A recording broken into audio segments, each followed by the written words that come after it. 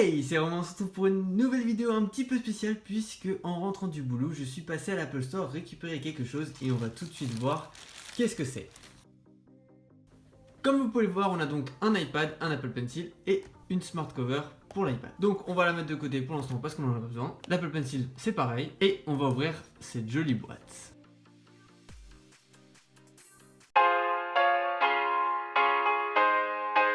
C'est donc l'iPad qui a été présenté il y a une semaine tout pile. C'est celui qui est consacré aux étudiants, c'est pour ça qu'il est moins cher. Bien évidemment, même si vous n'êtes pas étudiant, vous pouvez l'acheter. Le modèle de 32 Go est à 359 € et le 128 est à partir de 449 €. Pour ce nouvel iPad, nous avons trois couleurs différentes. La première est bien évidemment le noir à l'avant et à l'arrière, un gris sidéral. Ensuite nous avons l'argent et pour finir la nouvelle couleur, la couleur or. Comme vous pouvez voir, j'ai bien évidemment pris la couleur or, histoire de changer un petit peu. Dans le coffret on a comme d'habitude le chargeur, l'embout pour la prise de l'iPad et la documentation. Et comme toujours, les petits stickers. On va donc prendre l'iPad dans les mains. Vous pouviez aussi choisir le mode Wi-Fi ou le Wi-Fi plus cellulaire. Donc vous pourrez mettre une carte SIM et dans ce cas-là, vous auriez une petite bande en haut comme moi ici sur cet iPad mini 2. Mais j'ai donc pris le Wi-Fi uniquement.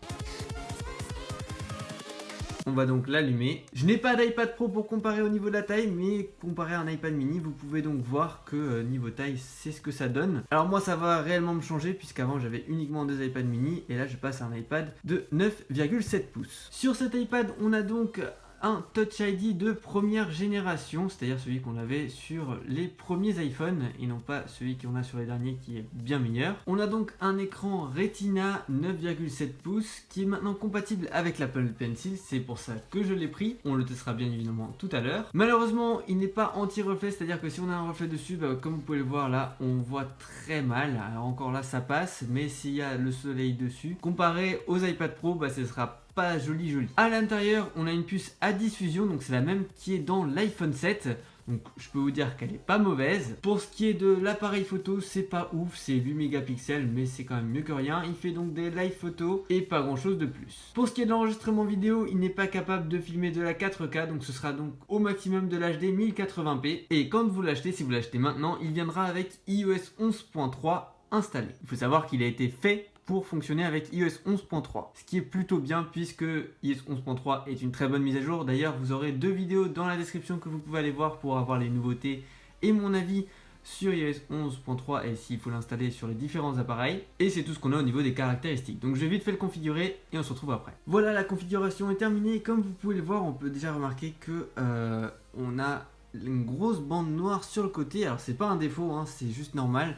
C'est l'écran qui est fait comme ça. Alors c'est vrai que c'est un peu dérangeant, mais enfin bon, c'est un truc, fallait s'y attendre. On a donc pas l'anti-reflet. Il y a pas mal de trucs qui sont en moins sur cet iPad, mais il reste quand même super utile. Et hop, le dock comme ça. Bon, faut que j'apprenne à utiliser iOS 11 sur un iPad, c'est totalement différent que sur un iPhone. Mais en tout cas, comme je vous le disais, c'est normal qu'on ait donc ces petites bandes noires en fait en haut, en bas et sur les côtés de l'écran. Je pense qu'on s'y fait assez rapidement, mais moi là je les vois beaucoup, ça me dérange, mais je pense que je vais m'y faire assez facilement. Comme on peut le voir dans les réglages, l'iPad est bien en 11.3. Comme vous pouvez le voir dans les réglages ici, j'ai presque 10 Go sur les 32 qui sont déjà utilisés, donc on a plein d'applications qui sont automatiquement installées sur l'iPad de la part d'Apple. Et GarageBand, si vous en servez pas, ça prend presque 2 Go, autant la supprimer. Et c'est pareil pour toutes celles-là, si vous ne vous en servez pas, supprimez-les. On va maintenant tester le Touch ID et comme vous pouvez le voir, c'est super rapide et pourtant c'est la première version du Touch ID et c'est juste ouf comment c'est rapide. Voilà, donc c'est pas aussi rapide que sur un iPad Pro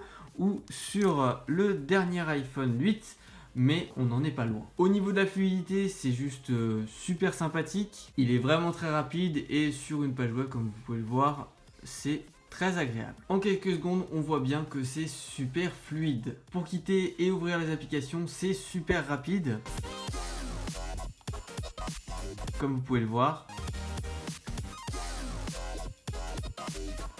tout va super vite. Le centre de contrôle est bien évidemment fait pour l'iPad et ça c'est super et il sort très rapidement. Pour le centre de notification, pas de grand changement. On va tout de suite aller tester l'Apple Pencil. Pour le tester, il faut bien évidemment l'ouvrir. Donc voilà, une fois que vous avez enlevé le plastique qui l'entoure, vous aurez une petite languette et vous allez pouvoir tirer comme ceci. Donc on a comme d'habitude la documentation Apple et des embouts pour le stylo. On va maintenant sortir le stylo de la boîte. Il est très beau mais il coûte très cher, 99 € pour un simple stylo. Je trouve ça un peu cher, mais à ce qui paraît il les vaut puisqu'il est vraiment très rapide, vraiment très utile sur les iPad Pro et normalement pareil sur le nouvel iPad. Puisque oui, le nouvel iPad, la 6ème génération, est le seul iPad hors iPad Pro à supporter l'Apple Pencil. Donc celui de 5ème génération, celui de l'année dernière, ne pouvait pas être utilisé avec un Apple Pencil et c'était bien dommage. Donc pour le configurer, c'est très simple, on enlève le petit capuchon et on va le brancher à l'iPad. Alors ne vous inquiétez pas, c'est normal qu'il ne soit pas totalement enfoncé, faites attention à pas trop appuyer dessus, ça pourrait casser le stylo ou l'iPad. Donc il demande à se jumeler, on fait bien évidemment oui, et voilà, comme vous pouvez le voir dans les réglages Bluetooth, on est jumelé, donc normalement on peut maintenant le débrancher, retourner sur l'écran d'accueil, remettre le petit capuchon. On va maintenant le tester, ça m'a l'air plutôt facile. Par contre pour quitter on est du coup obligé de cliquer là, mais il n'est pas vraiment fait pour une utilisation comme je suis en train de le faire, d'ouvrir des applications et de les fermer. Ça c'est plus avec le doigt, mais vous pouvez du coup l'ouvrir, faire votre machin, et après quitter comme ceci et aller directement dans une autre application, par exemple l'application Notes. On va donc tester l'Apple Pencil sur l'application Notes. Alors comme vous pouvez le voir, c'est super fluide et il n'y a pas de décalage, comme je pouvais avoir un petit peu peur qu'on ait un décalage qui fasse que ce soit pas fluide, qu'on voit le trait loin derrière.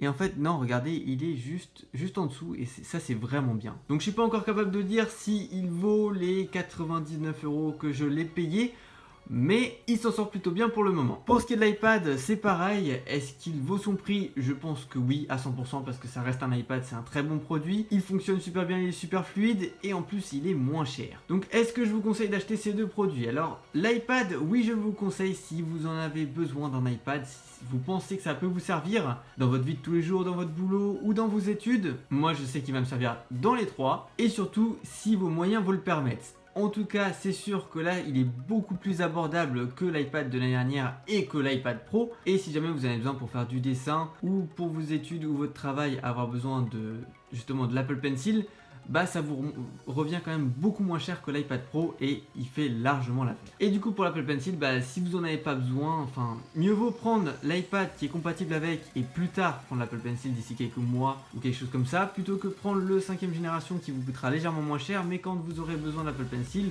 parce que surtout vous allez vous dire bah j'en aurais pas besoin.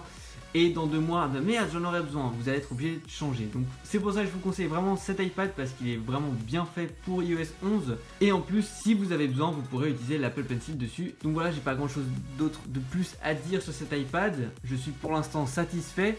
Je vais continuer à jouer un petit peu avec dans la soirée. J'espère que vous aussi vous aurez été satisfait de cette vidéo, même si elle n'est pas forcément aussi bien que je l'aurais voulu. Quoi qu'il en soit, si vous avez aimé, n'hésitez pas à liker et à partager autour de vous si quelqu'un hésite à acheter l'iPad.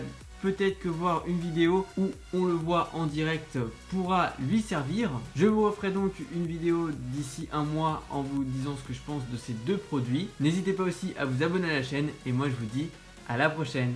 Ciao!